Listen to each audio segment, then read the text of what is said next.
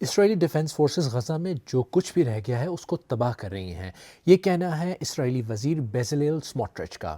اسرائیل نے آپریشن گیڈیٹ چیریٹ نامی مہم کے تحت ہفتے کے اختتام سے ہی غزہ میں وسیع گراؤنڈ آپریشن شروع کر دیا تھا۔ رائٹرز نیوز ایجنسی کے مطابق فلسطینی حکام نے بتایا ہے کہ پچھلے 8 دنوں میں ہونے والے اسرائیلی آپریشنز میں اب تک 500 سے زیادہ ہلاکتیں ہو چکی ہیں۔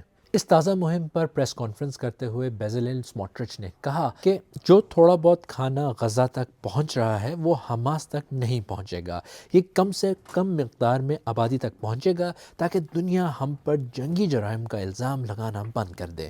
انہوں نے امداد کے بارے میں بات کرتے ہوئے یہ بھی کہا کہ آنے والے دنوں میں غزہ میں جو داخل ہوگا وہ بہت ہی کم مقدار میں ہوگا اور وہ حماس تک نہیں پہنچے گا۔ کچھ بیکریز لوگوں میں پیٹا بریڈ تقسیم کریں گی اور پبلک کچنز دن میں ایک بار پکا ہوا کھانا فراہم کریں گے۔ انہوں نے کہا کہ شہریوں کو دن میں ایک پیٹا بریڈ اور ایک پلیٹ کھانا ملے گا بس۔ اسرائیلی وزیر اعظم بنیامین نتنیاہو نے ایک ویڈیو میسج میں کہا ہے کہ اسرائیل اب پورے غزہ پر کنٹرول سنبھال لے گا۔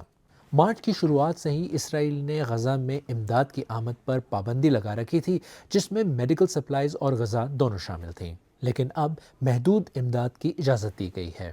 اپنے ٹیلی گرام چینل پر پوسٹ کی گئی ویڈیو میں بنیامین نتنیاہو نے یہ بھی کہا تھا کہ وہ حماس کو علاقے میں امداد لوٹنے سے روکنا چاہتے ہیں۔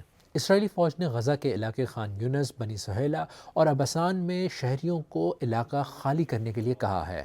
آئی ڈی ایف کے ترجمان نے ایکس پر اپنی پوسٹ میں کہا کہ ایسا حملہ کیا جائے گا جس کی پہلے کوئی مثال نہیں، تاکہ دہشت گردوں کی صلاحیتوں کو اس علاقے سے ختم کیا جا سکے۔ اسرائیل کی ایئر فورس کے مطابق انہوں نے پچھلے 24 گھنٹوں میں غزہ میں 160 سے زیادہ مقامات کو نشانہ بنایا ہے۔ غزہ میں اسرائیلی فضائی حملوں کی وجہ سے مقامی ہسپتالوں کا کہنا ہے کہ پچھلے 24 گھنٹے میں 100 سے زیادہ ہلاکتیں ہوئی ہیں۔ اسرائیلی فوج کا کہنا ہے کہ وہ تب تک نہیں رکیں گے جب تک حماس کی قید میں سارے یرغمالیوں کو رہا نہیں کر دیا جاتا۔ غزہ میں 58 یرغمالی ہیں، جن میں سے 23 کے بارے میں خیال ہے کہ وہ ابھی بھی زندہ ہیں۔